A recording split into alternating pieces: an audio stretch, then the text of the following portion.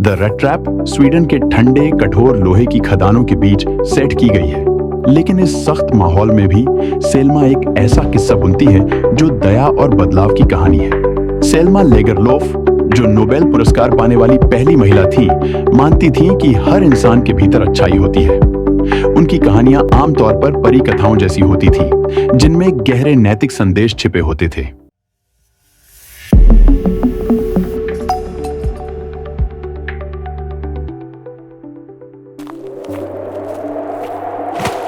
हमारी कहानी एक गरीब आदमी से शुरू होती है जो लोहे के टुकड़ों से चूहेदानी बनाकर बेचता है। वह बेहद गरीब था, अक्सर भीख मांगता और कभी-कभी चोरी भी करता। लेकिन अपने संघर्ष के बावजूद उसने एक अजीब सा विचार विकसित किया। दुनिया एक बड़ी चूहेदानी है, उसने सोचा। यह लोगों को धन और सुख का लालच देती है, लेकिन एक बार वे लालच में फंस जाएं तो वे हमेशा के लिए फंसे रह जाते हैं। यह विचार उसके लिए सिर्फ दुनिया का प्रतिबिंब नहीं था, बल्कि उसके कठोर जीवन से बचने का जरिया भी बन गया।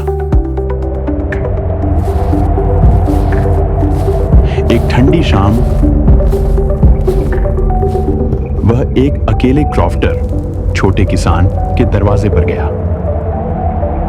बूढ़े क्रॉफ्टर ने उसे खुशी खुशी अंदर बुलाया, खाना खिलाया, तंबाकू दी और अपनी जिंदगी की कहानियां सुनाई। उन्होंने उसे अपनी गाय की कमाई के 30 क्रोनर भी दिखाए, लेकिन इस दया का बदला चुकाने के बजाय अगले दिन भिखारी ने क्रॉफ्टर का धन्यवाद किया। लेकिन उसे यह नहीं पता था कि भिखारी ने उसके पैसे चुरा लिए हैं। जैसे ही भिखारी पैसों के साथ जंगल में गया, उसे अपनी चतुराई पर गर्व हुआ, लेकिन जल्द ही वह जंगल में भटक गया।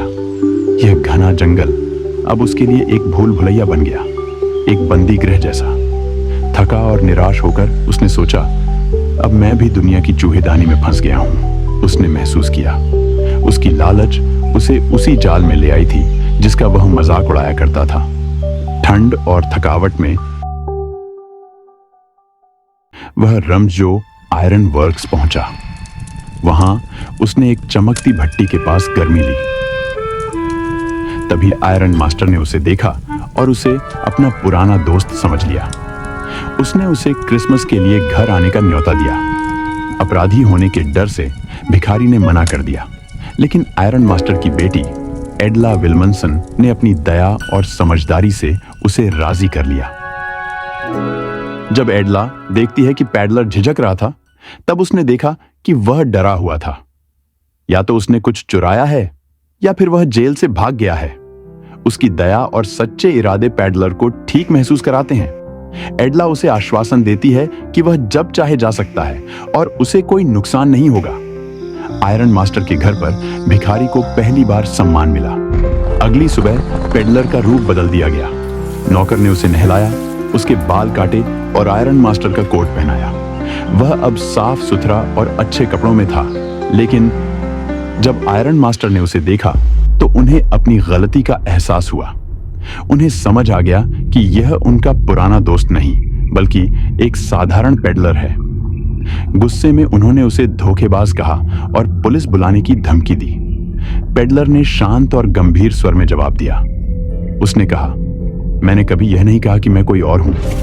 मैं तो सिर्फ एक गरीब व्यापारी हूं। उन्होंने आयरन मास्टर को दुनिया की याद दिलाई, जहां धन और उदारता अक्सर देने वाले और लेने वाले दोनों को फंसा लेती है।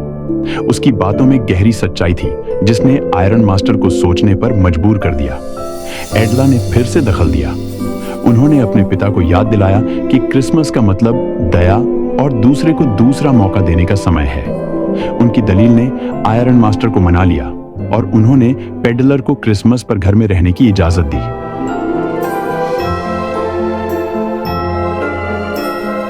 क्रिसमस ईव शांतिपूर्ण तरीके से बीत गई।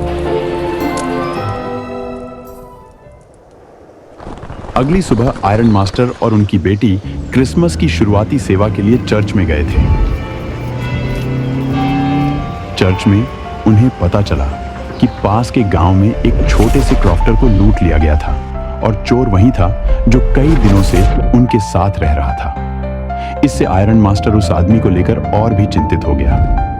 जब परिवार चर्च से लौटा तो वो घर छोड़ चुका था, लेकिन उन्होंने एडेला के लिए एक छोटा सा पैकेज छोड़ा था।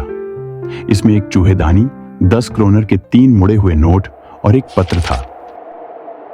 चिट्ठी में लिखा था, आपने मुझ पर तब दया की जब मैं इसके लायक नहीं था। मैं यह पैसे वापस करता हूं और यह चूहेदानी एक तोहफे के रूप में देता हूं।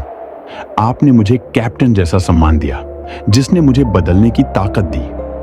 चिट्ठी में उसने खुद को कैप्टन वॉन स्टाहले के रूप में साइन किया, यह दर्शाते हुए कि एडला के व्यवहार ने उसे सम्मान और आत्मसम्मान का एहसास कराया।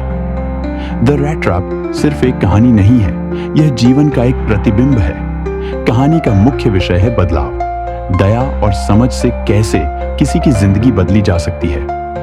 द रैट ट्रैप हमें यह महत्वपूर्ण सीख देती है कि छोटे छोटे कार्य के किसी की जिंदगी पर गहरा प्रभाव डाल सकते हैं। बाहरी दिखावे से परे देखकर और दया दिखाकर हम दूसरों की जिंदगी बदल सकते हैं और शायद अपनी भी।